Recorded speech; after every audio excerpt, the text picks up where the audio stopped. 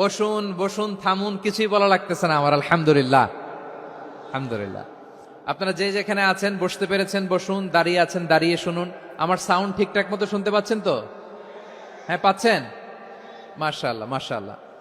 সাউন্ডটা খুব একটা ক্লিন মনে হচ্ছে না, ক্লিন না, কেমন যেন দুইবার আওয়াজ শুনতেছি আমি। সাউন্ডটাকে একটু স্ট্রং এবং ক্লিন করে দেওয়ার চেষ্টা করবেন মাইক অপারেটর ভাই যিনি আছেন। তাহলে আমরা কিছু কথা কোরআন থেকে পেশ করবার চেষ্টা করবো ইনশাআল্লাহ। প্রিয় ভাইয়েরা, এখন আপনারা যেমনি চুপচাপ, শেষ পর্যন্ত চুপচাপ থাকবেন তো? হ্যাঁ, আমি ওঠার আগে কে কে উঠবেন হাত তোলেন দেখি।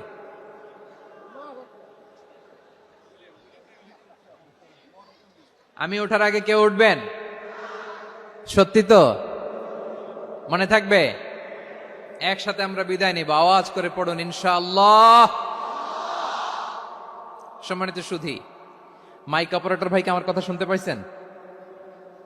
যদি শুনতে পেয়ে থাকেন মেহেরবানি করে সাউন্ডটা একটু স্ট্রং করতে হবে, স্ট্রং মজবুত করতে হবে এবং ক্লিন করতে হবে। মেহেরবানি করে আপনি একটু ট্রাই করেন, আমরা আগাচ্ছি। সম্মানিত সুধী, আজকে আমি আমার খুতবার শুরুতে সূরা হাশরের শেষ 3 আয়াত তেলাওয়াত করেছি। মুখস্থ আছে না সবার? বাংলাদেশে ফজরের নামাজে প্রত্যেক মসজিদে যখন তাসবিহ পড়ে ইমাম সাহেব এটা তালিম দেয় না, তালকিন দেয় না? প্রিয় বারোয়াখালীবাসী, মুখস্থ আছে না সবার? জি ইনশাআল্লাহ। আজকে সূরাতুল হাশরের এই শেষ 3 আয়াতের তাফসীর আপনাদের সামনে উপস্থাপন করার চেষ্টা করব ইনশাআল্লাহ। কোরআনের অনেক জায়গায় আল্লাহ তাআলা নিজের পরিচয় দিয়েছেন।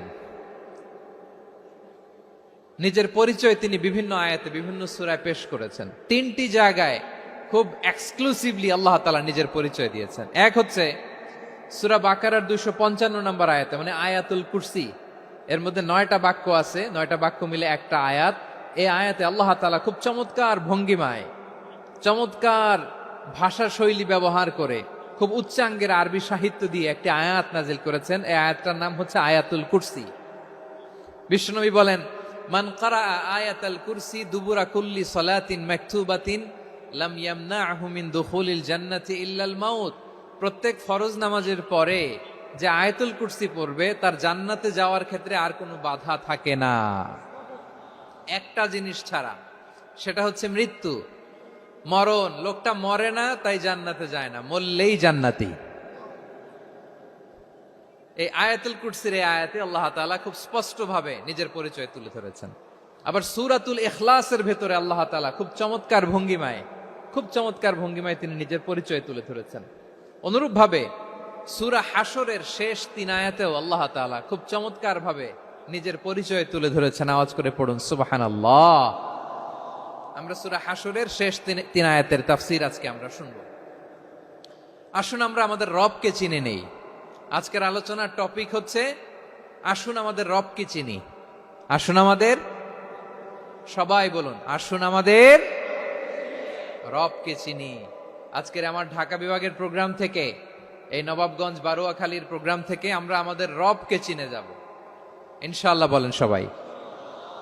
সূরা হাশরের শেষ 3 আয়াতের একটা বিশেষ ফজিলত আছে, এটা আপনারা পড়বেন। কি ফজিলত? বিষ্ণু ঈসা ইসলাম বলেন, মান ক্বালা হিনা ইউসবিহু সালাসা মাররাতিন আউযু বিল্লাহিস সামিউল আলিম মিনাশ শাইতানির রাজীম সুম্মা ক্বারাআ সালাসা আয়াতিন মিন আখিরি সূরাতিল হাশরি ওয়াক্কালাল্লাহু বিহি ৭০,০০০ মালাকিন ইউসাল্লুনা আলাইহি ওয়া ইন মাতা ফি যালিকাল ইয়াউমি মাতা শাহীদান। বিশ্বনবী মুহাম্মদুর রাসূলুল্লাহ সাল্লাল্লাহু আলাইহি ওয়াসাল্লাম ইরশাদ করেন, যে ব্যক্তি সকাল বেলা 3 বার তেলাওয়াত করবে আউযু বিল্লাহিস সামিউল আলিম মিনাশ শাইতানির রাজীম, এরপরে সূরা হাশরের শেষ 3টি আয়াত তেলাওয়াত করবে, রব্বুল আলামিন ওই ব্যক্তির জন্য ৭০,০০০ ফেরেশতা নিয়োগ দিবেন যারা সারা দিন ওই লোকের জন্য মাগফিরাতের দোয়া করবে। শুধু এখানেই শেষ নয়, বিশ্বনবী ফরমান, ওয়া ইন মাতা ফি যালিকাল ইয়াউমি মাতা শাহীদান, ওই দিন যদি ওই ব্যক্তিটা ইন্তেকাল করে, সে শহীদ হয়ে কিয়ামতের দিন আল্লাহর সামনে দাঁড়াবে। সকালবেলা যদি পড়েন 3 বার আউযু বিল্লাহিস সামিল আলিম মিনাশ শাইতানির রাজিম 3 বার পড়ে সূরা হাশরের শেষ 3 আয়াত যদি তেলাওয়াত করেন, তাহলে আপনার জন্য আল্লাহ তাআলা 70,000 ফেরেশতা নিয়োগ করবে। সারা দিন তারা আপনার জন্য মাগফিরাতের দোয়া করবে। আর ওই দিন ইন্তেকাল করলে আল্লাহ তাআলা শহীদ হিসেবে আপনাকে কিয়ামতের দিন দাঁড় করাবে। সুবহানাল্লাহ, এত আস্তে। আবার সন্ধ্যাবেলায় যদি পড়েন, সারা রাতের জন্য 70,000 ফেরেশতা মাগফিরাতের দোয়া করবে। ওই রাতে মারা গেলে শাহাদাতের মৃত্যু নসিব হয়ে যাবে। এজন্য এই দোয়াটা পড়ার দরকার আছে না নাই? আযকারুস সাবাহি ওয়াল মাসা, সকাল সন্ধ্যার যে জিকির, এই জিকিরের অন্তর্ভুক্ত করে নেবেন এই ওয়াজিফাটা। যে হাদিসটা বর্ণনা করলাম সুনানে তিরমিজির হাদিস, যদিও হাদিসটা সনদের দিক থেকে দাঈফ, কিন্তু মুহাদ্দিসিন ইকরাম বলেছেন যেহেতু এটা ফাজাইলুল আমালের হাদিস, এটা পড়ার ক্ষেত্রে কোনো নিষেধাজ্ঞা নাই, এটা পড়া যাবে। সো সকাল সন্ধ্যা যদি সুযোগ হয় এই ওয়াজিফাটা যেন আমরা পড়ি। এই 3টি আয়াতের ভেতরে আল্লাহ তাআলা তার 14টি গুণবাচক নাম উল্লেখ করে দিয়েছেন।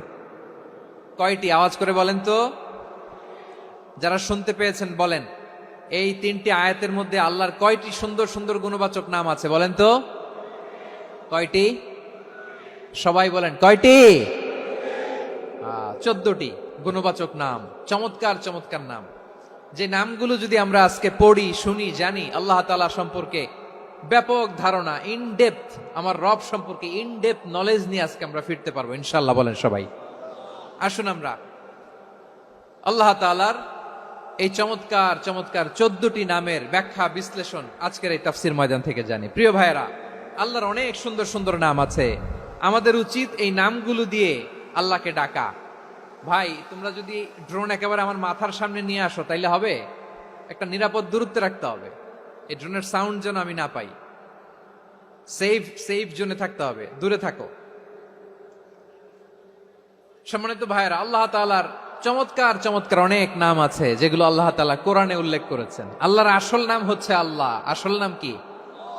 সবাই বলুন, আসল নাম কি? কি মাঝখানে কি সমস্যা? এই ভাই যদি না দাঁড়ায়, ওই যে মহিলা প্যান্ডেলের বোনরা তো দেখবে না। ভাই আপনি একটু বসেন, মাঝে মাঝে একটু দাঁড়াবেন। ঠিক আছে, ঠিক আছে, হ্যাঁ হয়েছে। আল্লাহ তাআলার আসল নাম হচ্ছে আল্লাহ। আওয়াজ করে আল্লাহর একটা ডাক দেন, বলেন আল্লাহ। মন থেকে, হৃদয়ের গহীন থেকে, হৃদয় নিংড়ানো মনের সবটুকুন ভালোবাসাকে উজাড় করে দিয়ে আল্লাহর নামটা জপেন তো, পড়েন তো আল্লাহ। কেমন লাগে? ভালো লাগে? এর চেয়ে সুন্দর মধুমাখা নাম, জাদুমাখা নাম আর আছে? দু একজন বলছে নাই। আওয়াজ করে বলেন, এর চেয়ে সুন্দর নাম আর আছে? আল্লাহ নাম যতই জপি ততই মধুর লাগে, নামে এত জাদু থাকে কে জানি তো আগে। আল্লাহ নাম যতই জপি, ও নাম জপে প্রিয়তম, ও নামে জপে মজনু সম, ওই নামে পাপিয়া গাহে হৃদয় গোলাপে বাগে। আল্লাহ নাম যতই জপি। আল্লাহু আকবার। এত মধুর নাম আর দ্বিতীয়টা নাই। যতই জপি ততই ভাল লাগে, ঠিক কিনা বলেন?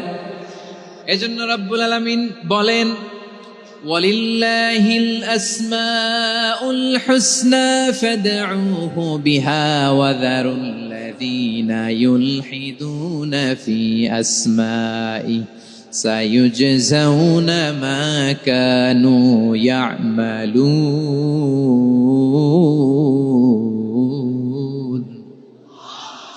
আল্লাহ বললেন, আমার অনেক সুন্দর সুন্দর নাম আছে, অনেকগুলো গুণবাচক সুন্দরতম নাম আছে। তোমরা এই নামগুলো ধরে আমি আল্লাহরে ডাকো, আর যারা আমি আল্লাহর নামের বিকৃতি ঘটায় তাদেরকে তোমরা বর্জন করো।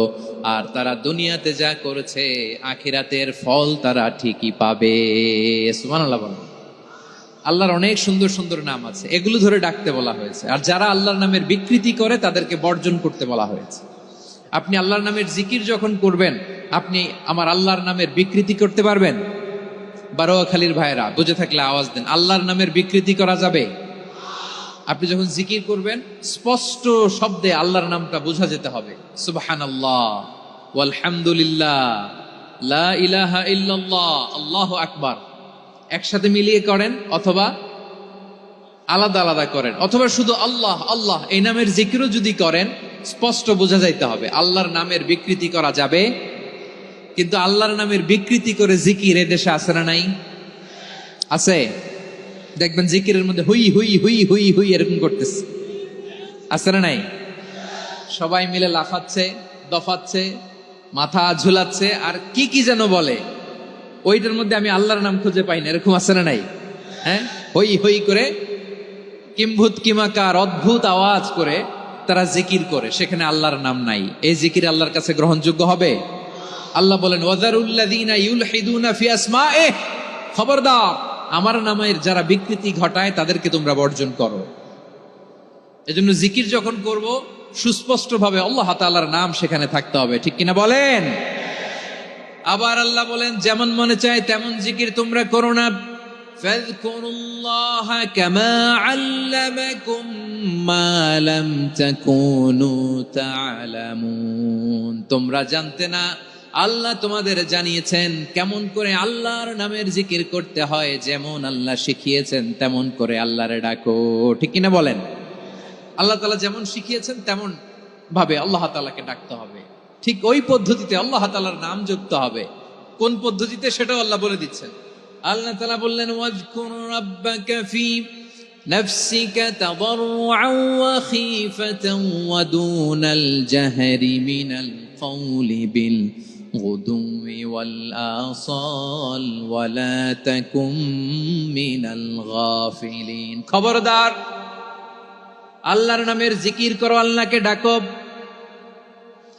ফি নাফসিকা মনে মনে, তাদাররুআন সবিনয়ে, খীফাতান ভীত বিহবল চিত্তে, দুনাল জাহারি মিনাল কওল অনুচ্চ স্বরে অনুচ্চ আওয়াজে। এভাবে আল্লাহর ডাকলে সেই ডাকা কবুল করে নিবে কে? তাহলে আল্লাহকে জপতে হবে মনে মনে, সবিনয়ে, ভীত বিহবল চিত্তে, অনুচ্চ স্বরে, এভাবে জিকির করতে হবে। বিষ্ণু ইসলাম এবং বিশ্বনবীর সাহাবারা ঠিক এই পদ্ধতিতে আল্লাহ তাআলাকে ডাকতেন। তাহলে এই যে আল্লাহ তাআলার সুন্দর সুন্দর নামগুলো আছে, এগুলো ধরে আমরা আল্লাহ তাআলার জিকির করব, তার প্রশংসা করব, তার পবিত্রতা বর্ণনা করব, তাহলে খুশি হবেন কে? বিষ্ণু ইসলাম বলেন আশ-শাইতানু জাসিম আলা কলবি ইবনে আদম, শয়তান বনি আদমের কলবের মধ্যে এরকম খামচি মেরে বসে থাকে। খামচি বোঝেন তো? শয়তান বনি আদমের হৃদয়ে কলবে খামচি মেরে বসে থাকে। ফাইদা যাকারাল্লাহ খানাসা, যখন মানুষ আল্লাহর জিকির করে শয়তান দৌড়ে পালায়।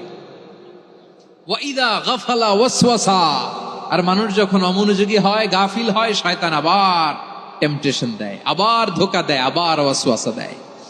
এজন্য বিশ্বনবী বলতেন লা ইয়াজালু লিসানুকা রাতবান মিন যিকরিল্লাহ, সব সময় প্রতি মুহূর্তে সর্বক্ষণে তোমার জিহ্বাটা আল্লাহর জিকির দিয়ে ভিজা রাখবা, আল্লাহর জিকির দিয়ে সিক্ত রাখবা, তাহলে কবুল করবে কে? সবাই পড়েন সুবহানাল্লাহ, আলহামদুলিল্লাহ, লা ইলাহা,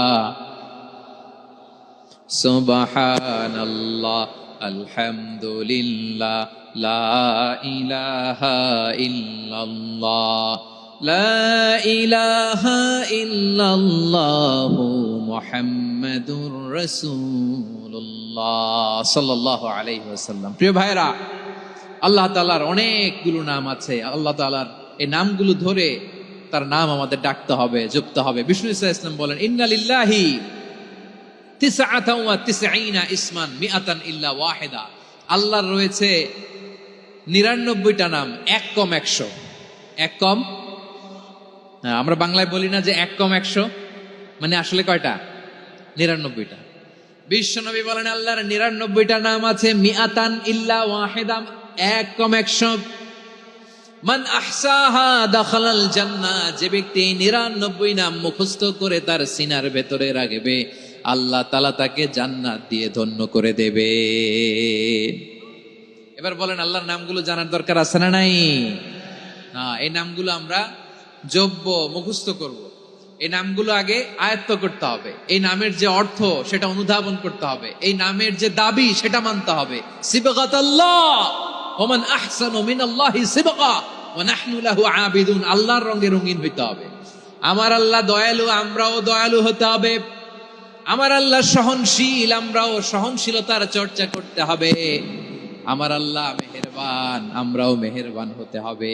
বিষ্ণু ঈসা ইসলাম আল্লাহর এই চমৎকার সুন্দরতম নামগুলো ধরে ধরে আল্লাহর কাছে চাইতেন। আপনি যখন দোয়া করবেন, আল্লাহর নামগুলো ধরে যদি দোয়া করেন, আল্লাহ ওই দোয়া ফিরায় দেয় না। সুবহানাল্লাহ বলেন। আপনি যদি দোয়ার মধ্যে বলেন ইয়া রহমান, সবাই বলেন ইয়া রহমান, ইয়া রহিম, ইয়া হাইয়্যু, ইয়া কাইয়্যুম, আল্লাহর চমৎকার নামগুলো ধরে ধরে যদি আল্লাহর কাছে ফরিয়াদ করেন, আল্লাহর নামগুলো ডাকেন, আপনার দোয়া মুহূর্তেই কবুল করবে কে? বিষ্ণু ঈসা ইসলাম এভাবে আল্লাহর নামগুলো ধরে ধরে জিকির করতেন, আল্লাহর নাম জপতেন। তিনি বলতেন আসআলুকা বিকুল্লি ইসমিন হুয়া লাক, আল্লাহ তোমার যত নাম আছে সব নামের ওসিলায় তোমার কাছে ফরিয়াদ করি, সব নামের ওসিলায়। আনজালতাহু ফি কিতাবিক, যে নাম তুমি তোমার কিতাবে নাজিল করেছো। আও আল্লামতাহু আহাদাম মিন খালকিক, অথবা তোমার কোন সৃষ্টিকে তোমার নাম তুমি জানিয়েছো। আও ইস্তাসারতা বিহি ফি ইলমিল গায়বি ইনদাক, অথবা গায়েবের জ্ঞানে তুমি তোমার নিজের জন্য ওই নামগুলো সংরক্ষিত রেখে দিয়েছো। সব নামের ওসিলায় তোমার কাছে চাই। সুবহানাল্লাহ পড়েন। তার মানে আল্লাহ তোমার যে নামগুলো আমরা জানি এগুলার ওসিলায়ও চাই, যে নামগুলো আমরা জানি না সেগুলোর ওসিলায়ও চাই। আল্লাহর সব নাম আল্লাহ আমাদেরকে জানায় নাই, কিছু নাম জানিয়েছেন, কিছু নাম তিনি জানান নাই। সুবহানাল্লাহ বলেন। আল্লাহ তাআলা তার কিছু নাম কোরআনে উল্লেখ করেছেন, কিছু নাম স্পেশাল কিছু নবীদেরকে জানিয়েছেন, আর কাউকে জানান নাই। কিছু নাম তিনি কিয়ামতের দিন আমাদের সামনে প্রকাশ করবেন যে এইটাও আমার একটা নাম, এটা তোমরা কেউ জানতা না। সুবহানাল্লাহ।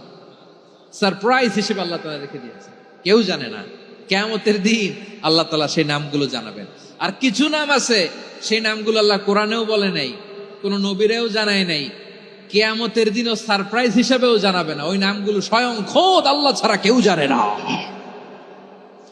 এজন্য বিশ্বনবী দোয়ার সময় বলতেন আল্লাহ তোমার যে নামগুলো জানি, যে নামগুলো জানি না, সব নামের বরকতে তোমার দরবারে চাই, সব নামের ওসিলায় তোমার কাছে ফরিয়াদ করি। সুবহানাল্লাহ বলেন। তাহলে সূরা হাশরের মধ্যে আমরা আল্লাহর মোট কয়টা নাম পাবো দেখি, মনে আছে কিনা? হ্যাঁ, কয়টা? আওয়াজ করে বলেন কয়টা? মাশাআল্লাহ। এই 14টা শোনার আগ্রহ আছে? এই দু একজন যে ওঠা বসা করতেছেন, এই ডাস্টে তো ডাস্ট অ্যালার্জি হয়ে যাবে, ধুলাবালিতে। আসার সময় তো অনেক ধুলা খাওয়াইছেন আমার এই জায়গায়। একটু শান্ত হয়ে বসেন, আমরা শান্ত হয়ে বসি, অল্প কিছু সময় কিছু কথা আলোকপাত করব, তারপরে আমরা বিদায় নিব। উঠবো না, কেউ দাঁড়াবো না, উঠবো না। সেই গতকাল থেকে, গত রাত থেকে আমি দেখেছি তো আপনাদের কাণ্ড কারখানা, ভিডিওতে দেখেছি। কাঁথা বালিশ নিয়ে গত রাতে চলে আসছে।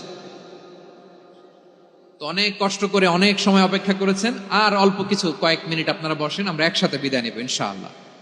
তাহলে প্রিয় বারুয়াখালীবাসী বলেন তো, সূরা হাশরের শেষ 3 আয়াতে আল্লাহর কয়টা নামের দেখা মিলবে? সবাই একসাথে আওয়াজ করে কয়টা? আসুন আমরা শুরু করে দিই। আল্লাহ তাআলা বলছেন হুয়াল্লাহুল্লাযী লা ইলাহা ইল্লা হুয়া আলিমুল গায়বি ওয়াশ শাহাদাতি হুয়ার রহমানুর রহিম। আল্লাহ বলেন হুয়াল্লাহ, তিনি হলেন আল্লাহ। আল্লাযী লা ইলাহা ইল্লা হু, তিনি ছাড়া কোনো ইলাহ নাই। আছে নাকি? বারুয়াখালীবাসী আওয়াজ করে বলেন তো দেখি, আমাদের ইলাহ কয়জন? আরো জোরে বলেন। একজন হইলে ভালো না বেশি হইলে ভালো? ওয়া ইলাহুকুম ইলাহু ওয়াহিদুন লা ইলাহা ইল্লা হুয়ার রহমানুর রহিম। আল্লাহ বলেন তোমাদের ইলাহ হলো একজন, হতো ঝামেলা আছে না নাই? লাউ কানা ফীহিমা আলিহাতুন ইল্লাল্লাহু লাফাসাদাতা, আকাশ এবং জমিনের মধ্যে ইলাহ একজন না হয়ে যদি মাত্র 2 জন হতো, আকাশ জমিন ভেঙে খান খান হয়ে যেত। ঠিক কিনা বলেন? দুইজন ইলাহ হইলে খান খান হয়ে যেত। আমাদের রব একজন হইলে ভালো না বেশি হইলে ভালো? কথা বুঝতেছেন? আরে একজনের তো মন জোগায় চলতে পারি না, ঠিক কিনা? হ্যাঁ, একজন, তিনি যে আদেশগুলো দিয়েছেন আমাদের দুর্বলতার কারণে আমরা তো পারি না। যদি 10 জন হইতো, ওই 10 জনরে হ্যাপি করতে পারতাম, তাদেরকে স্যাটিসফাই করা যেত এত সহজে? 10 জনের 10 নিয়ম থাকতো। একজন বলতো আমার সেজদা দিবি সকালে, আরেকজন বলবে আমার জন্য নামাজ পড়বি 3 বার, আরেকজন বলবে আমার জন্য যাকাত দিবি এতবার, আরেকজন বলতো আমার জন্য কুরবানি দিবা এতবার। তাহলে আমাদের জন্য কঠিন হয়ে যেত, ঠিক কিনা? যদি ইলা একজন না হয় একাধিক হতো, একজন বলতো না আমি মহাবিশ্ব এভাবে চালাবো, আরেকজন বলতো না আমার মন চায় এভাবে, আমি এভাবে চালাবো, একজন বলতো সূর্য আমি পূর্ব দিকে উঠাবো, আরেকজন বলতো না আমি দক্ষিণ দিকে উঠাবো, আরেকজন বলবে না আমি উত্তর দিকে উঠাবো। এরকম আছে না নাই? ঝামেলা লেগে যেত। এজন্য বেশি রব হইলে আমাদের জন্য ঝামেলা, খোদা বেশি হইলে আমাদের লস। একজন হওয়াতে আমরা বেঁচে গেছি। বারোয়াখালীবাসী আওয়াজ করে না, কথা বলে না। রব খোদা একজন হওয়াতে আমাদের সুবিধা হয়েছে না? এজন্য আল্লাহ বলেন লা ইলাহা ইল্লাহু, তিনি ছাড়া তোমাদের কোনো ইলাহ নাই, তিনি একজন। লা ইলাহা ইল্লাহু আলিমুল গায়বি ওয়াশ শাহাদা, তিনি প্রকাশ্যেরও মালিক অপ্রকাশ্যেরও মালিক। তিনি যেটা ওপেন এটাও জানেন, যেটা গোপন সিক্রেট ওইটাও জানেন। আলিমুল গায়বি ওয়াশ শাহাদা, তিনি গায়েবের মালিক, গায়েবের জ্ঞানী, যেটা দেখা যায় না, অদৃশ্য, জানা নাই, এটাও তিনি জানেন। এগুলো জানতে তার কোনো মাধ্যমের প্রয়োজন হয় না। অতীতে কি হয়েছে, বর্তমানে কি চলছে, ভবিষ্যতে কি হবে, সব তার জ্ঞানের ভেতরে আছে না নাই? এজন্য আল্লাহ বললেন আলিমুল গায়বি ওয়াশ শাহাদা, তিনি গায়েবের জ্ঞান রাখেন, তিনি দৃশ্য জগতের জ্ঞান রাখেন, তিনি প্রকাশ্য জগতের জ্ঞান রাখেন, তিনি গোপন জগতের জ্ঞান রাখেন। তার কাছে কোনো কিছু গোপন নাই, ঠিক কিনা বলেন? হুয়ার রহমানুর রহিম, তিনি হলেন দয়াময়, তিনি হলেন মেহেরবান। এই যে শুরু হলো 14 নামের প্রথম দুইটা, আর রহমান আর রহিম। হুয়ার রহমানুর রহিম, তিনি হলেন the most gracious, the most merciful, তিনি দয়াময়, তিনি অতিশয় মেহেরবান। সুবহানাল্লাহ বলেন। তার দয়ার কোনো শেষ নাই, তার মায়ার কোনো শেষ নাই। আল্লাহ, তাহলে 14টা নামের মধ্যে কয়টা পাইলাম? একটা কি? আর রহমান। বারোয়াখালীবাসী বুঝে থাকলে আওয়াজ করে বলেন, প্রথমটা কি? 2 নাম্বার আর রহিম। আওয়াজ করে বলেন 2 নাম্বার। আওয়াজ করে সবাই গলা ছেড়ে দিয়ে উত্তর দেন তো, প্রথম নামটা কি? দ্বিতীয় নামটা? আর রহিম। রহমান আল্লাহর one of the major names, আল্লাহর মৌলিক নামগুলোর মধ্যে গুরুত্বপূর্ণ একটা নাম হচ্ছে রহমান। গুরুত্বপূর্ণ নাম কি? রহমান, দয়ার সাগর, মায়ার সাগর। রহমানুন ফিদ দুনিয়া ওয়া রহিমুন ফিল আখিরা। এই দুনিয়ার জন্য আল্লাহ রহমান, দুনিয়াতে আল্লাহ সবাইরে দয়া করে, কাফিররেও করে, মুসলিমরেও করে। আর আখিরাতের জন্য তিনি রহিম, সেখানে কাফির মুশরিকদের জন্য আল্লাহর পক্ষ থেকে কোনো দয়া থাকবে না। চিল্লায় বলেন ঠিক কি না? এজন্য আল্লাহ বললেন আমার মৌলিক একটা নাম হলো রহমান। আল্লাহর পরে অন্য কোন নাম দিয়ে যদি তোমরা আমার নাম প্রকাশ করতে চাও, জপতে চাও, ডাকতে চাও, তোমরা রহমান নামে ডাকো। রব্বুল আলামিন ইরশাদ করেন কুলিদুল্লাহ আউদুর রহমান আইয়াম্মা তাদউ ফালাহুল আসমাউল হুসনা। আমাকে আল্লাহ নামে ডাকো, কিংবা আমি আল্লাহকে রহমান নামে ডাকো, যে নামেই ডাকো না কেন আমার আছে অনেকগুলো সুন্দর সুন্দর নাম। যে নামেই ডাকো আমি শুনি, ডাকলেই আমি সাড়া দেই। সকালে ডাকলেও সাড়া দেই, দুপুরে ডাকলেও সাড়া দেই, মাঝ রাতেও যদি আমরা বিপদে পড়ি, ডাকলে আমাদের ডাকে সাড়া দেয় কে? সবাই বলুন তো, সাড়া দেয় কে? আবার বিশ্বনবী যখন মক্কায় দাওয়াত দিচ্ছিলেন, তিনি মাঝে মাঝে আল্লাহর নাম বলছিলেন, মাঝে মাঝে তিনি রহমান নাম বলছিলেন।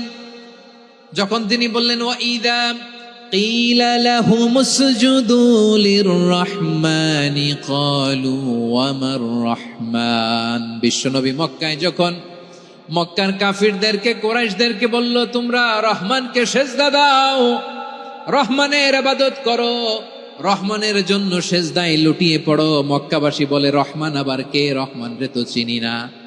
রহমান কে? আল্লাহ চিনি, রহমান চিনি না। মক্কাবাসী কি বলে? কারে চিনে? আল্লাহরে চিনে। কারে চিনে না?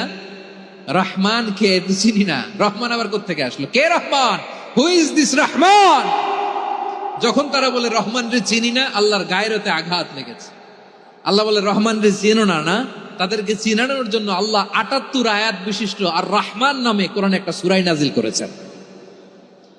যখন মক্কার কুরাইশরা বলে আল্লাহ চিনি, রহমান চিনি না, আল্লাহ বলে রহমান রে চিনো না, তাহলে চিনে নাও রহমান নামে তিনি ৭৮ আয়াত বিশিষ্ট কালামুল্লাহ মাজিদে একটা গোটা সূরা নাজিল করে দিয়েছেন। তিনি নাজিল করলেন আর রহমানু আল্লামাল কুরআনা খালাকাল ইনসানা আল্লামাহুল বায়ান। দয়াময় রহমান শেখালেন কোরআন, বানালেন ইনসান, শেখালেন বায়ান। দয়াময় রহমান শেখালেন কোরআন, বানালেন ইনসান, শেখালেন বায়ান।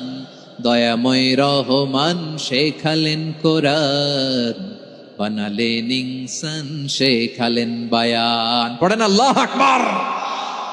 আল্লাহ বলে রহমান কারে বলে চেনো না? শুনে নাও, ৭৮ আয়াত বিশিষ্ট গোটা একটা সূরা নাজিল করে দিলাম, সূরাতু আর রহমান। আর রহমান তিনি দয়ালু। আল্লামাল কোরআন, তিনি মানুষকে কোরআন শিখিয়েছেন। খালাকাল ইনসান, মানুষ বানিয়েছেন। আল্লামাহুল বায়ান, মানুষকে কথা বলা, বর্ণনা করা শিখিয়েছেন। পড়েন সুবহানাল্লাহ। গোটা একটা সূরা নাজিল করেছেন, সূরাতু আর রহমান। আমার বারোয়াখালীর ভাইয়েরা, তার নাম হচ্ছে আর রহমান আর রাহিম, মানে দয়াময়, মেহেরবান। তার দয়া যে কত বেশি আপনি কল্পনাও করতে পারবেন না, আপনি কল্পনাতেও আনতে পারবেন না তার দয়া কত বেশি। বিষ্ণু ইসলাম ফরমান, লাম্মা কাদাল্লাহুল খালকা কাতাবা ইনদাহু ফাওকা আরশিহি। আল্লাহ যখন মহাবিশ্বের সব সৃষ্টি করে সারলেন, তিনি আরশের উপরে লিখলেন সাবাকাত রাহমাতি গাদাবি। সাবাকাত রাহমাতি গাদাবি কোথায় লিখছে? আরশের উপরে। আওয়াজ করে বলেন তো কোথায় লিখেছে? আরশের উপরে আল্লাহ লিখলেন সাবাকাত রাহমাতি গাদাবি। এর মানে হলো আমার দয়ার কাছে, আমার ভালোবাসার কাছে আমার ক্রোধ পরাজয় বরণ করেছে। আমার দয়ার কাছে আমার রাগ কিংবা ক্রোধ পরাজয় বরণ করেছে। মানে আমি আল্লাহর দয়া আছে, আবার আমি আল্লাহর ক্রোধ বা রাগ আছে, কিন্তু আমি আল্লাহর রাগের চেয়ে দয়া বেশি। আওয়াজ করে বলেন, আল্লাহর রাগ বেশি না দয়া বেশি? আল্লাহর যদি রাগ থাকতো আমরা বাঁচতে পারতাম? যে পরিমাণে আকাম কুকাম আমরা করি, অপকর্ম করি, অন্যায় করি, জুলুম করে জুলুমের আড্ডাখানা বানিয়ে রেখেছি গোটা দুনিয়াকে, আল্লাহ যদি মুহূর্তে মুহূর্তে রেগে যেতেন আমরা বাঁচতে পারতাম? মহাবিশ্ব সৃষ্টির পরেই তিনি আরশের উপরে লিখেছেন সাবাকাত রাহমাতি গাদাবি, মানে আমি আমার দয়ার কাছে আমি আল্লাহর ক্রোধ, রাগ, ক্ষোভ এটা পরাজিত হয়েছে। সুবহানাল্লাহ বলেন। আবার বিষ্ণু বললেন জাআলাল্লাহুর রাহমাতা মিয়াতা জুজ। আল্লাহ দয়ার ভালোবাসাকে ১০০ টুকরা করলেন। ৯৯ টুকরা দয়া মায়া ভালোবাসা আল্লাহ নিজের কাছে রেখে দিলেন, আর ১ টুকরা দয়া মায়া ভালোবাসা আল্লাহ গোটা বিশ্বের সবার মাঝে ঢেলে দিলেন। দয়া মায়া ভালোবাসা ১০০ টুকরা করে আল্লাহ নিজের কাছে রাখছেন। কয় টুকরা? সবাই বলেন ৯৯ টুকরা। আর গোটা বিশ্বের সবার মাঝে ভাগ করে দিয়েছেন কয় টুকরা? এবার এই ১ টুকরার নমুনা দেখেন তো পৃথিবীতে। স্বামী স্ত্রীর জন্য কত ভালোবাসা, বন্ধু বন্ধুর জন্য কত ভালোবাসা, গার্লফ্রেন্ড বয়ফ্রেন্ডের জন্য গলায় ফাঁস লাগায়, আছে না নাই? এই এখন গলার আওয়াজ বাড়ছে ইয়াংদের। হুজুর এখন গার্লফ্রেন্ড বয়ফ্রেন্ডের ভিতরে ঢুকছে, এখন আমরা আছি হুজুর। জেগে উঠছে বারোয়াখালী।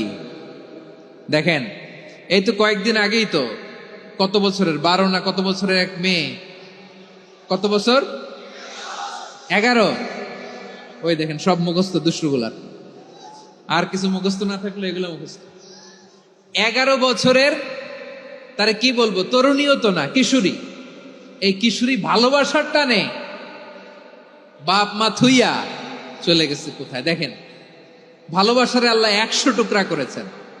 99 টুকরা ভালোবাসা আল্লাহ নিজের জন্য রেখেছেন, এক টুকরা আমাদের সবাইকে ভাগ করে দিয়েছেন।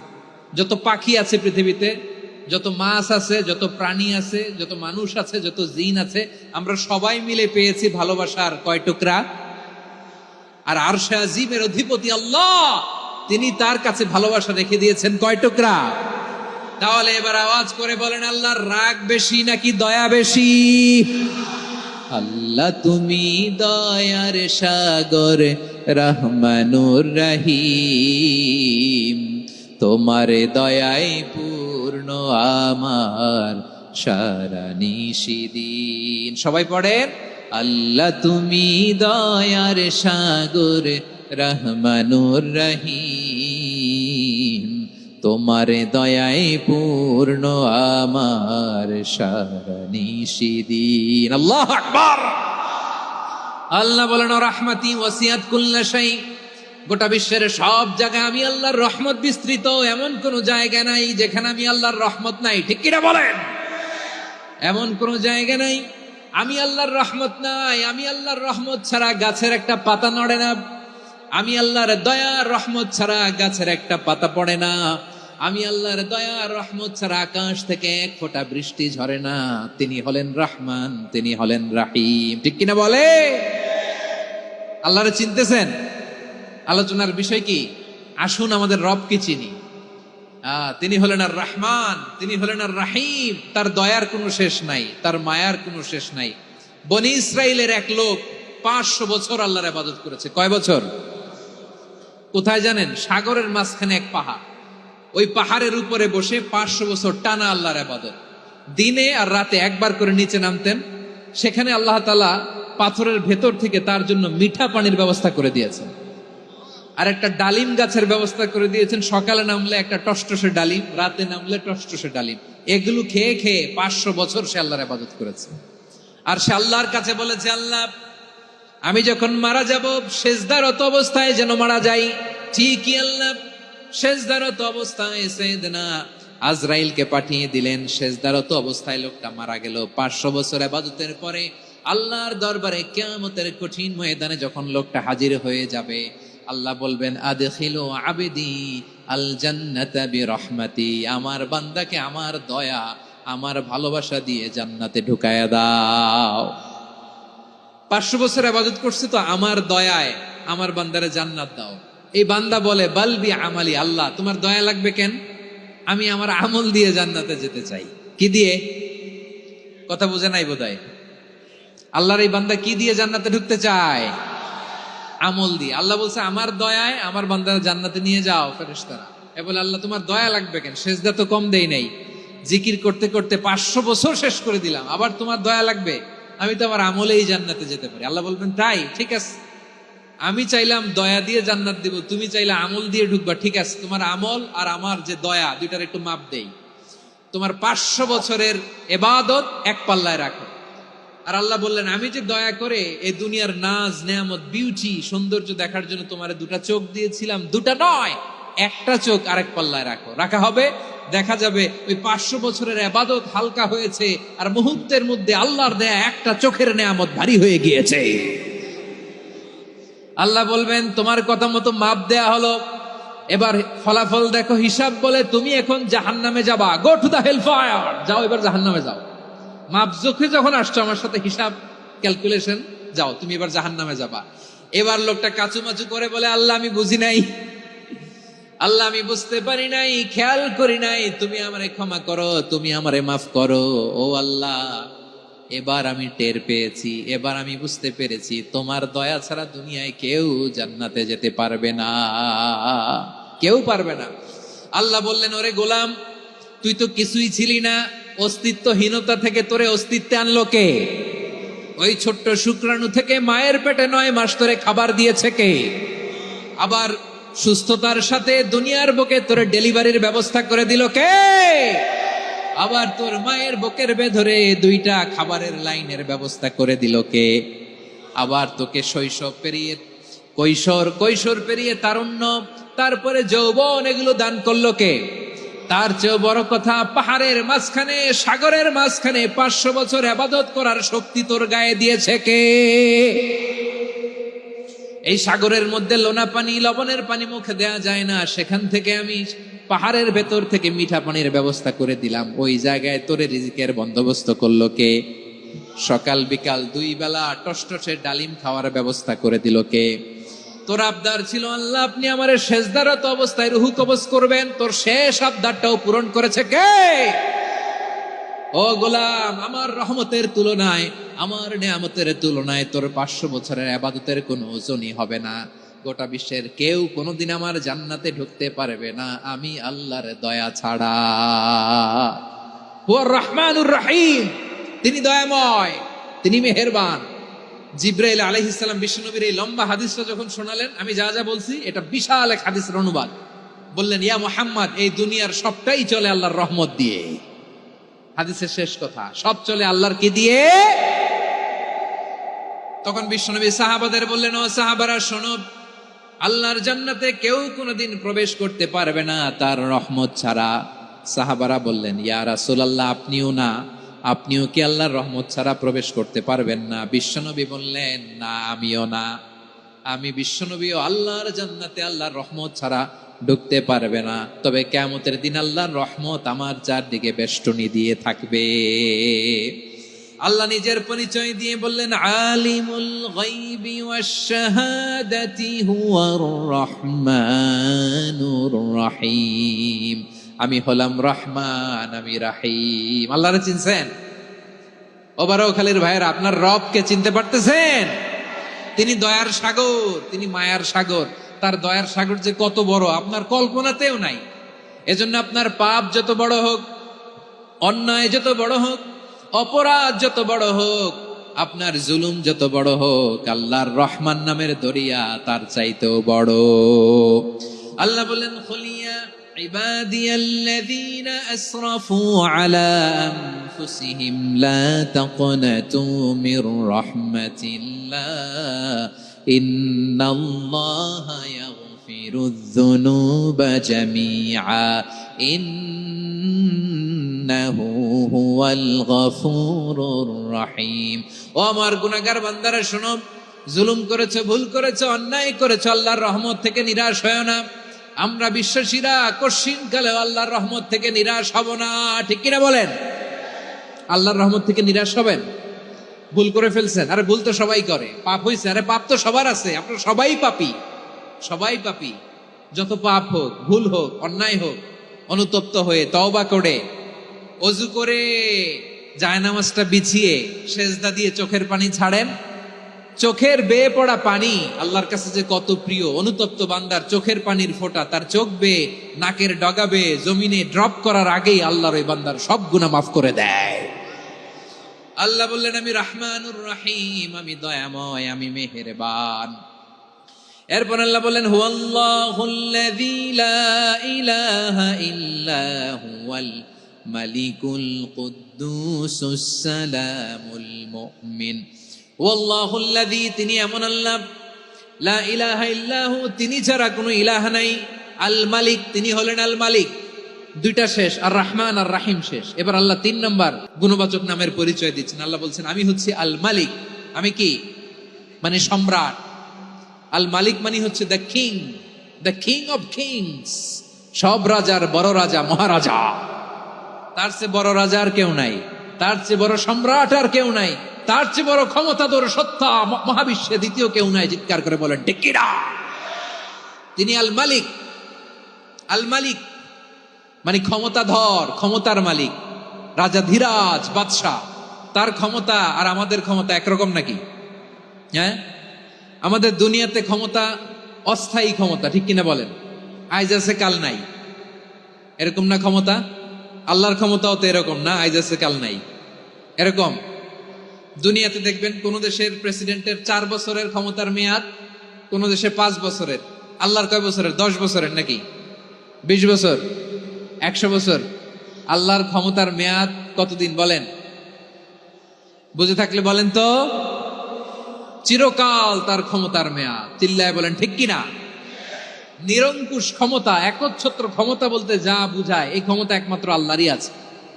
আমাদের ক্ষমতার জন্য আমরা ডিপেন্ড করতে হয়, ওর ডিপেন্ড লাগে, ওই জনমত নেওয়া লাগে, ওই জনগণের কাছে যাওয়া লাগে, ভোট চাওয়া লাগে, এরা ভোট দিলে এরপরে আমরা আসবো, ঠিক কিনা? আবার জনগণ না চাইলে আমরা নাই। আল্লাহর ক্ষমতা কি এরকম? হ্যাঁ, আবার দেখবেন দুনিয়াতে ক্ষমতায় যাওয়ার জন্য জোট করা লাগে, জোট। জোটের রাজনীতি আছে না নাই? জোট হয়, শরিক হয়, এই হয় সেই হয়, নানা ভাবে দুনিয়াতে ক্ষমতায় আসতে হয়। আল্লাহ বলে আমার ক্ষমতার জন্য কারো উপর বিন্দু পরিমাণ আমার ডিপেন্ড করা লাগে না।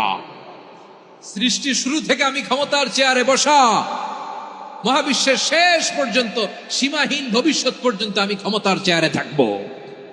আমি হলাম আল মালিক। আমার ক্ষমতার কোনো কমতি নাই, কোনো ঘাটতি নাই। কেউ আমার ক্ষমতা থেকে নামাতে পারবে না। পারা যাবে? এই যে আমরা ফ্যাসিস্ট সরকারের যে আপনারা নামাই দিছেন গণ অভ্যুত্থান করে, মনে আছে? 5ই আগস্টের কথা ভুলে গেছেন এত তাড়াতাড়ি? মনে আছে? আছে। তা আমরা সবাই মিলে যদি একটা গণ অভ্যুত্থান করি, তাইলেই তো আল্লাহর ক্ষমতার চেয়ার থেকে নামায় ফেলানো যায়। হ্যাঁ, যাবে না? পারবো না আমরা? কি বলে, পারা যাবে না? আচ্ছা, আমরা না হয় পারলাম না, জিন জাতি যদি আমাদের সাথে জয়েন করে, ম্যানকাইন্ডের সাথে জিনকাইন্ড, ইফ দে জয়েন আস, সবাই মিলে একটা গণ অভ্যুত্থান, রেভলিউশন, ডেমনস্ট্রেশন, প্রোটেস্ট, সবাই মিলে যদি একটা অভ্যুত্থান করি, তাইলেই তো আল্লাহর ক্ষমতা শেষ। আওয়াজ করে বলেন, তাইলেই কি আল্লাহর ক্ষমতা শেষ হবে? এই যে বারোয়াখালীর ভাইয়েরা, এদিকে কি হচ্ছে আমি তো দেখতে পাচ্ছি, এরকম হলো কেন? তোমরা খালি বোতল ছুড়লা কেন দু একজনের উপরে? হ্যাঁ, আমার দিকে তাকাও। প্রিয় ভাইয়েরা, শান্ত হন, আমার দিকে তাকান, আর অল্প কয়েক মিনিট আমার দিকে তাকান। কেউ কিছু ছুঁড়ে মারবেন না কারো দিকে, মেহরবানি করে আমার দিকে তাকান। তাহলে আমরা সবাই মিলে একটা গণ অভ্যুত্থান যদি করি, আল্লাহর ক্ষমতা থেকে নামানো যাবে?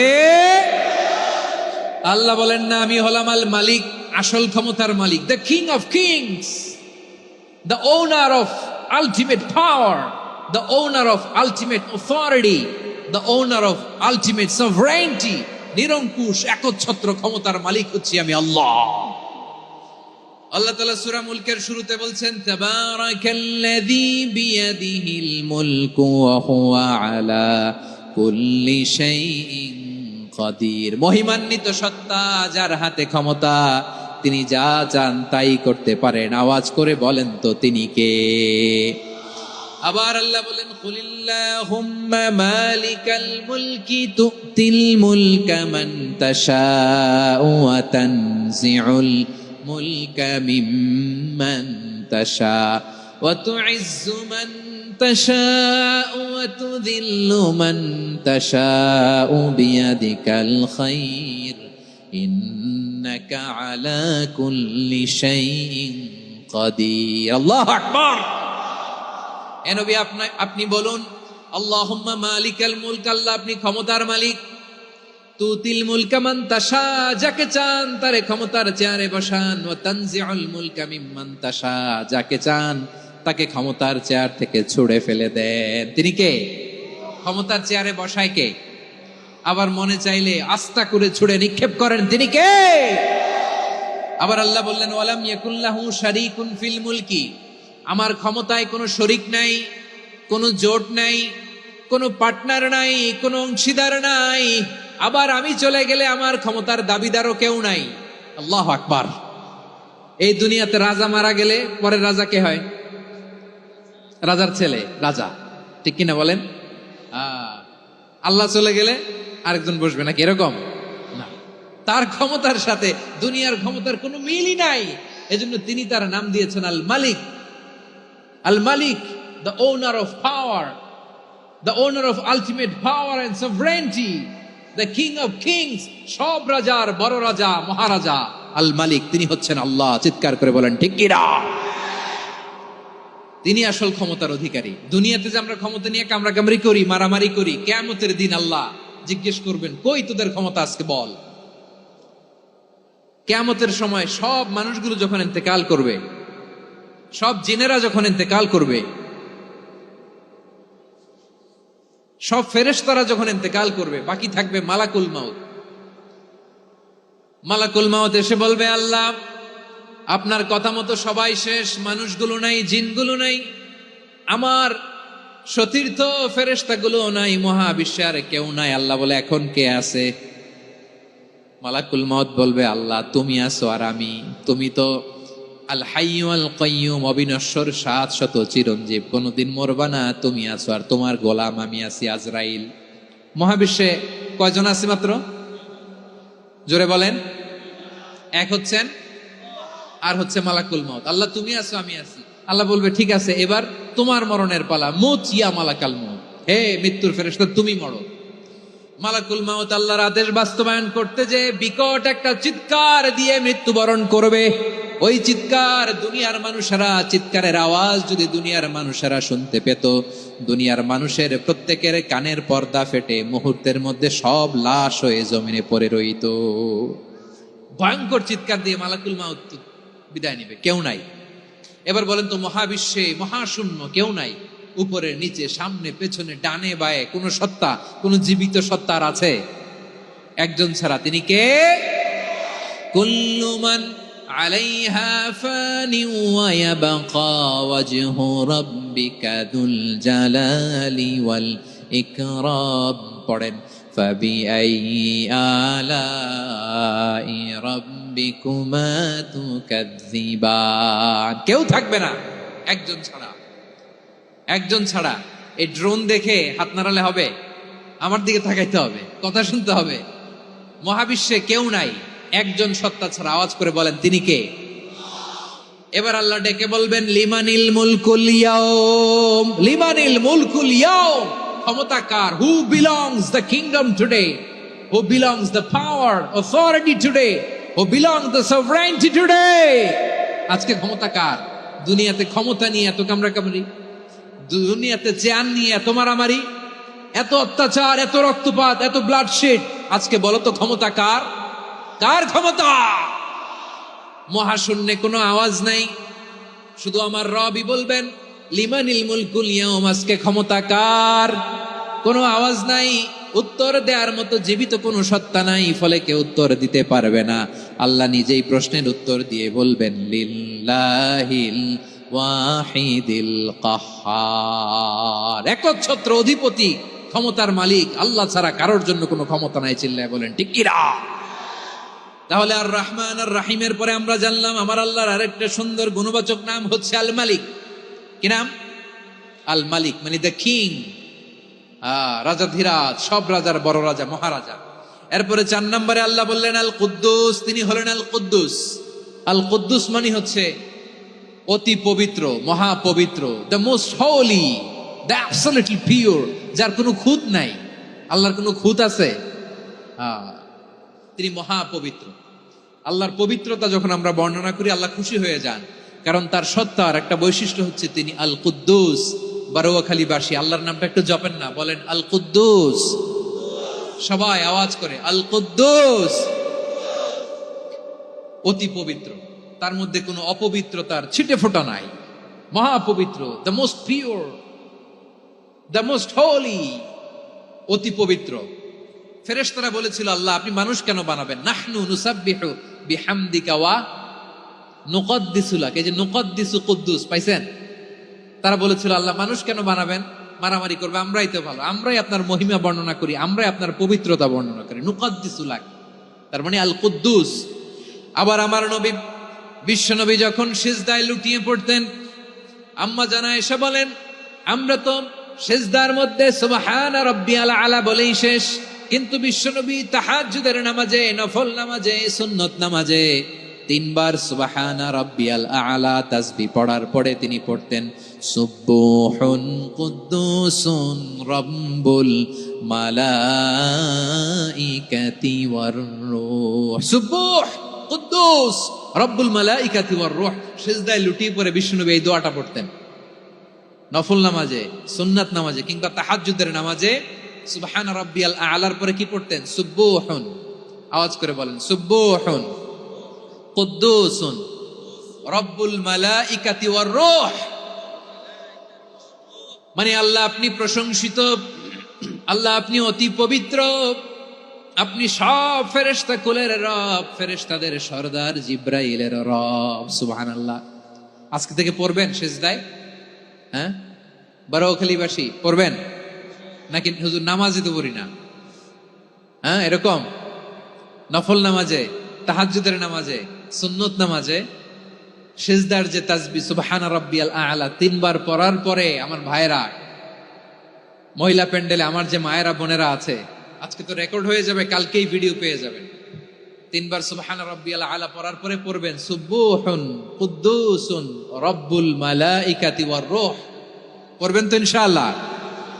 আবার বিশ্বনবী বলেন ইন্নাল্লাহা তাইয়্যিব লা ইয়াকবালু ইল্লা তাইয়্যিবা। আল্লাহ পবিত্র, পবিত্রতা ছাড়া তিনি কিছু গ্রহণ করেন না, অপবিত্র কোনো কিছু আল্লাহ গ্রহণ করে না। অনেকে আছে ঘুষ খায়, সুদ খায়, অন্যায় অপরাধ চাঁদাবাজি যা আছে সব করে, হারাম টাকা, হারাম উপার্জন।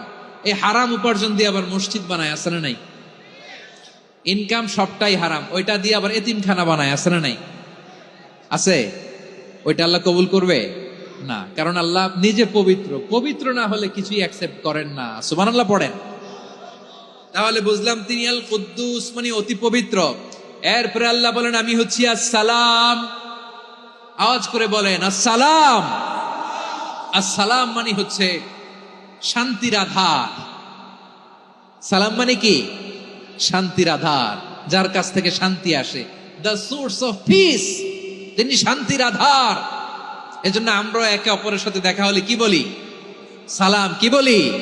সালাম সালাম হাজার সালাম সকল শহীদ স্মরণে, আমার হৃদয় রেখে যেতে চাই তাদের স্মৃতির চরণে। সবাই বলেন সালাম সালাম হাজার সালাম সকল শহীদ স্মরণে, আমার হৃদয় রেখে যেতে চাই তাদের স্মৃতির চরণে। পড়েন আমিন। আমরা সকল ভাষা শহীদ, সকল মুক্তিযোদ্ধা, তাদের জন্য দোয়া করি। এবং 24-এর ছাত্র নাগরিক অভ্যুত্থানে যারা শাহাদাতের সর্বোচ্চ নাজরানা পেশ করে এই নতুন ভোরের বাংলাদেশ আমাদেরকে উপহার দিয়েছে, তাদের জন্য আল্লাহর কাছে দোয়া করি। সবাই বলেন আমিন। আমার প্রিয় বারোয়াখালীবাসী, আপনারা কি ক্লান্ত হয়ে গেছেন? কষ্ট হচ্ছে?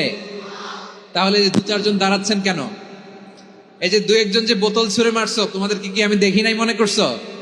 এই বোতল ছুঁড়ে মারলা কেন? বসো বসো। হ্যাঁ, মেহেরবানি করে বসবেন, মেহেরবানি করে বসবেন। সবাই আওয়াজ করে তাকবীর পড়ুন, লিল্লাহে তাকবীর। এই আপনাদের গলার আওয়াজ। এতগুলো মানুষ তাকবীর পড়লে এতটুকু আওয়াজ হয় আমি বিশ্বাস করি না। আওয়াজ করে পড়েন সবাই, লিল্লাহে তাকবীর, লিল্লাহে তাকবীর, লিল্লাহে তাকবীর।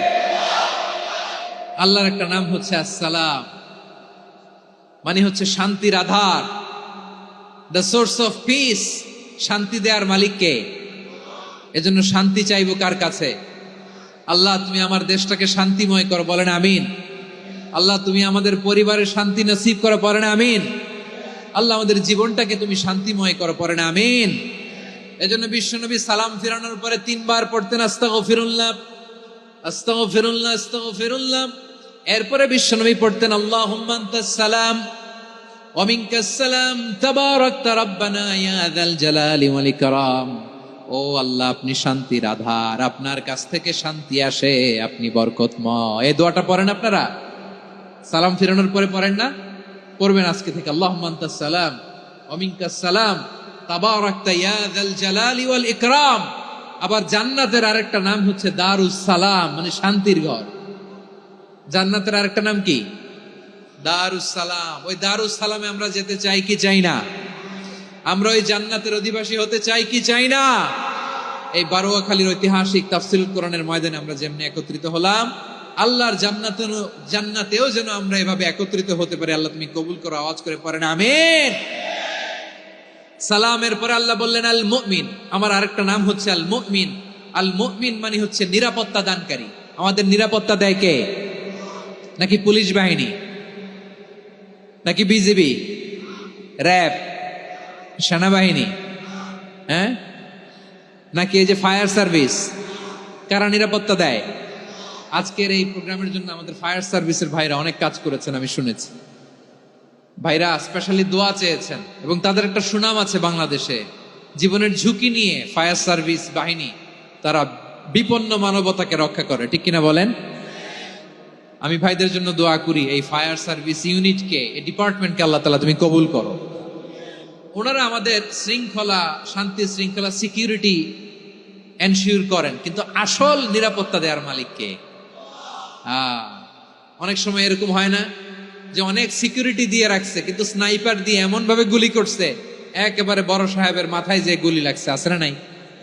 এখন সবাই মিলে বডিগার্ডের ধরে, যাই বেটা বডিগার্ড, এত টাকা দিয়ে বডিগার্ড রাখছি, আমাদের স্যারের মাথায় গুলি লাগলো কিভাবে? তো বডিগার্ড বলে, আপনার স্যারের বডি তো আছে, এই যে বডি নিয়ে যান। আমি তো রুহু গার্ড না, রুহু গার্ড হচ্ছে একজন, চিল্লায় বলেন তিনি কে? আমার ভাইরা, দুনিয়াতে টাকা হলে বডিগার্ড মিলে, কিন্তু রুহু গার্ড মিলে? রুহু গার্ড মিলে? যা আমি 10 লক্ষ টাকা দিব, রুহু গার্ড লাগবে, আমার রুহু কেউ চিনে নিতে পারবো না, এরকম পাওয়া যায়? কি পাওয়া যায়? হ্যাঁ, বডিগার্ড পাওয়া যায়, রুহু গার্ড পাওয়া যায় না। ওই রুহের নিরাপত্তা দেয় কে? আল মুমিন, দ্য প্রোভাইডার অফ সিকিউরিটি। তিনি নিরাপত্তা দেয় তার নেককার বান্দাদেরকে, দুনিয়াতে নিরাপত্তা দেয়, আখিরাতেও নিরাপত্তা দেয়, ঠিক কি না? আবার আল্লাহ বললেন, আল্লাযী আত'আমাহুম মিন জু'ইন ওয়া আমানাহুম মিন খাউফ। তিনি এমন সত্তা যিনি ক্ষুধা লাগলে তোমাদেরকে খাদ্যের ব্যবস্থা করে, আবার ভয়ের সময় তিনি তোমাদেরকে নিরাপত্তার ব্যবস্থা করে, ঠিক কিনা বলেন? দিও তৃষ্ণা পেলে ঠান্ডা পানি, ক্ষুধা পেলে লবণ ভাত, আল্লাহ এই গরিবের শোনো শোনো মোনাজাত, আল্লাহ এই গরিবের শোনো শোনো মোনাজাত, আল্লাহ এই গরিবের। দিও তৃষ্ণা পেলে ঠান্ডা পানি, ক্ষুধা পেলে লবণ ভাত, আল্লাহ এই গরিবের। পড়ে না আমিন? আমরা যখন বিপদে পড়ি নিরাপত্তা দেয় কে? সাগরের তুফানের ভেতরে পড়ে যখন আল্লাহর কাছে ফরিয়াদ করি আমাদেরকে বাঁচায় কে? বিমানের ভেতরে যখন বিপদে পড়ি, যখন আল্লাহর কাছে সাহায্য চাই, বাঁচায় কে? কঠিন বিপদের মুহূর্তে আমাদেরকে সিকিউরিটি দেয় কে? সে আল্লাহ বললেন, আমার আরেকটা নাম হচ্ছে আল মুমিন, আমি নিরাপত্তা দেই। এরপরে আল্লাহ বললেন, আমার আরেক নাম হলো আল মুহাইমিন। আরেক নাম কি? আল মুহাইমিন। আল মুহাইমিন মানে হচ্ছে দ্য ওভারসিয়ার, দ্য অবজারভার, পর্যবেক্ষক, যিনি মনিটরিং করেন আমাদের সব অ্যাক্টিভিটি, তিনি মনিটরিং করেন। কোনোভাবে তার চোখকে ফাঁকি দেয়া যায় না। আল্লাহর চোখ ফাঁকি দেয়া যায়? আচ্ছা, আওয়াজ করে বলেন তো, পুলিশ ভাইদের চোখ, পুলিশের চোখ মাঝে মাঝে ফাঁকি দেয়া যায় কি যায় না? সেনাবাহিনীর চোখ, র্যাবের চোখ, ইনকাম ট্যাক্স অফিসারের চোখ, দুর্নীতি দমন কমিশনারের চোখ, কিন্তু আল্লাহর চোখ? আল্লাহর চোখকে কশ্চিন কালেও কখনো ফাঁকি দেয়া যাবে? যেখানেই যান, ঘরের ভেতরে ঢুকে জানলা লাগিয়ে দরজাটা লক করে যদি অন্যায় করেন, পাপ করেন, দুনিয়ার কোন চোখ দেখে নাই, দেখেছে কে? পর্দার আড়ালে যে যদি পাপ করেন, দেখে নাই, দেখেছে কে? গহীন সাগর তলে ঢুকেও যদি অন্যায় করেন, কেউ দেখে না, সেটা দেখেন কে? আপনি কি ভাবছেন আটলান্টিক মহাসাগরের ভিতরে চলে গেলে তার আল্লাহ দেখবে না? প্রিয় বারোয়াখালীবাসী, আপনারা ওশেন গেট কোম্পানি নাম শুনছেন? ওশেন গেট, তারা এই যে টিটান সাবমার্সিবল একটা সাবমেরিনের মতো বানাইছিল, যেটা টাইটানিক জাহাজের ভগ্নাংশ দেখার জন্য অনেক লোক যে মারা গেছিল না, ওটা সাগরের একেবারে গহীনে চলে যায়। এই টিটান সাবমার্সিবল দিয়ে সাগরের একেবারে গহীনে চলে যাওয়া যায়। তো ওইটার ভিতরে ঢুইকা যদি আপনি আটলান্টিকের তলায় চলে যান, তাইলেই তো আল্লাহর ফাঁকি দিতে পারবেন, আর তো আল্লাহ দেখতে পারবে না। পারবে না? সাগরের অতল গহ্বরে চলে গেলেও, পাহাড়ের সুরঙ্গের ভেতরে ঢুকে গেলেও, মহাকাশ স্টেশন পাড়ি দিয়ে মঙ্গলে পাড়ি জমালেও আমার আল্লাহর চোখ কশিন কালেও ফাঁকি দেয়া যাবে? এজন্য সে আল্লাহ বললেন, লা তুদরিকুহুল আবসার ওয়া হুয়া ইউদরিকুল আবসার ওয়া হুয়াল লাতীফুল খাবীর। আমার আল্লাহ দৃষ্টির আয়ত্তে নন, কিন্তু দুনিয়ার সব দৃষ্টি আমার আল্লাহর আয়ত্তে, ঠিক কিনা? সূক্ষ্মদর্শী, সূক্ষ্ম থেকে সূক্ষ্ম পাপ কাজ যেভাবে যেমনটি করেন সব দেখেন। মুখে না বললে অন্তরেও চিন্তা করলো, অন্তরে চিন্তার উদ্রেক ঘটেছে, ওটা তো কেউ জানে না, কিন্তু জানেন কে? এভাবে যিনি সূক্ষ্মভাবে মনিটর করেন, ওভারসি করেন, অবজারভেশন করেন, তার নাম হচ্ছে আল মুহাইমিন, পর্যবেক্ষক। আসুন আমাদের রবকে চিনি। বারোয়াখালীর ভাইরা চিনতেছেন? কার সামনে কপাল ঘষে সেজদা দেন তারে চিনে নেন। কার সামনে ফরিয়াদের দুই হাত উঠে কাঁদেন, দুই হাত তুলে রোনাজারি করেন, তাকে জেনে নেন। তিনি হচ্ছেন আল মুহাইমিন, দ্য অবজারভার, পর্যবেক্ষক। কেউ যেটা দেখে না সেটা দেখেন কে? এরপরে আল্লাহ বললেন আমার আরেকটা নাম হলো আল আজিজ। আল আজিজ মানে মহাপরাক্রমশালী, মহাশক্তিধর। Al Aziz, the almighty, the almighty, মহাশক্তিধর, মহাপরাক্রমশালী, যার মোকাবেলায় কেউ টিকতে পারে না, যার সিদ্ধান্তের সামনে কেউ বাধা হয়ে দাঁড়াতে পারে না, যার ক্ষমতার সামনে পৃথিবীর সব ক্ষমতা নস্যি, তুচ্ছ, নগণ্য, অসহায়, তার নাম হচ্ছে আল আজিজ। সুবহানাল্লাহ পড়বেন না? আল আজিজ, মহাপরাক্রমশালী, ক্ষমতাধর, শক্তিধর, দ্য অলমাইটি, যার ক্ষমতার মোকাবেলায় কেউ দাঁড়াতে পারে না, যার সিদ্ধান্তের সামনে কেউ বাধা হয়ে টিকতে পারে না, যার শক্তির সামনে সবাই অসহায়, দুর্বল। সুবহানাল্লাহ, তিনি হচ্ছেন আল আজিজ। আল্লাহ বলেন আল্লাযী খালাকাল মাউতা ওয়াল হায়াতা লিয়াবলুয়াকুম আইয়ুকুম আহসানু আমালা ওয়া হুয়াল আজিজুল গফুর। তিনি এমন সত্তা যিনি জীবন তৈরি করেছেন, মরণ তৈরি করেছেন, যাতে করে পরীক্ষা নিতে পারেন তোমরা কে কর্মে সেরা। তিনি হলেন আল আজিজ আল গফুর। তিনি ক্ষমাশীল, আবার তিনি শক্তিধর। তার শক্তির সামনে কেউ টিকতে পারে? আমরা পৃথিবীর সব দেশের মিলিটারি ব্যাটালিয়ন নিয়ে যদি আল্লাহর সামনে দাঁড়াই, তাহলে তো আর আল্লাহ পারবে না, নাকি? হ্যাঁ, পৃথিবীর সবচাইতে শক্তিশালী সেনাবাহিনী কোন দেশের জানেন? হ্যাঁ, আমেরিকার সেনাবাহিনী, তারপরে রাশিয়ার সেনাবাহিনী, চীনের সেনাবাহিনী, সব সেনাবাহিনী, নৌবাহিনী, বিমান বাহিনী যত আছে সব নিয়ে যদি আল্লাহর সামনে দাঁড়াই, পারবে তখন আল্লাহ আমাদের সাথে? হ্যাঁ, তার সামনে কোনো ক্ষমতা টিকতে পারে না, তার সামনে কেউ বাধা হয়ে দাঁড়াতে পারে না, তার সামনে গোটা বিশ্ব মুখ থুবড়ে থাকে, অসহায়। তার নাম হচ্ছে আল আজিজ। চিল্লায় পড়েন সুবহানাল্লাহ। এরপরে আল্লাহ বললেন আমি হলাম আল জাব্বার। জাব্বার মানে দুর্দন্ত, প্রতাপশালী, দ্য ডমিনেন্ট, যিনি সবাইকে বশ মানাতে পারেন, সবাইকে অনুগত করতে পারেন, যিনি সবাইকে পূর্ণ নিয়ন্ত্রণ করতে পারেন, তার নাম হচ্ছে আল জাব্বার। আল্লাহ বলেন হুয়াল কাহিরু ফাওকা ইবাদিহি ওয়া হুয়াল হাকীমুল খাবীর। কাহিরু ফাওকা ইবাদি, তিনি বান্দাদের উপর কাহের, একচ্ছত্র নিয়ন্ত্রণকারী। তিনি যেমন চান তেমন ভাবে বশ মানাতে পারেন সবাইকে। তিনি হচ্ছেন আল জাব্বার। তিনি কি? বিশ্বনবী ফরমান ইয়াখুদুল জাব্বারু ইয়াউমাল কিয়ামাতি সামাওয়াতিহি ওয়া আরদাহু বিয়াদিহি। রব্বুল আলামিন কিয়ামতের দিন 7 আসমান 7 জমিন হাতের মুঠোয় নিয়ে এরকম ধরবেন। সুবহানাল্লাহ পড়েন। 7 আকাশ 7 জমিন আল্লাহর হাতের মুঠোয়। আমি যেরকম হাতের মুঠা করছি এরকম নাকি? না, যেমনটি আল্লাহর শানে খাটে ঠিক তেমন। সুবহানাল্লাহ বলেন। আল্লাহর সাথে কারো তুলনা হয়? তাহলে বলেন তো, আল্লাহ দেখ, কেউ খাটো হওয়ার জন্য ওরা যদি আপনি খাটু বলেন, ওকে বলেন নাই, যে সত্তা তাকে খাটো বানিয়েছে তাকে বলেছেন আপনি। তাহলে কারো আকৃতি নিয়ে ব্যঙ্গ করবেন? করবেন? কশ্চিন কালেও যেন আমরা না করি। প্রিয় ভাইরা, আম্মাজান আয়েশা রাদিয়াল্লাহু তাআলা আনহা, আমাদের প্রিয় আম্মাজান, বিষ্ণু ইসা ইসলামের প্রিয়তমা স্ত্রী, উনি বিষ্ণু ইসা ইসলামের আরেক স্ত্রী, ওনার নাম হচ্ছে সাফিয়া, উনিও আমাদের আম্মাজান। ওনার ব্যাপারে একটা কথা বলতে যে একটা কথা বলেছিলেন, রাসূল সাল্লাল্লাহু আলাইহি ওয়াসাল্লাম এটা পছন্দ করেননি।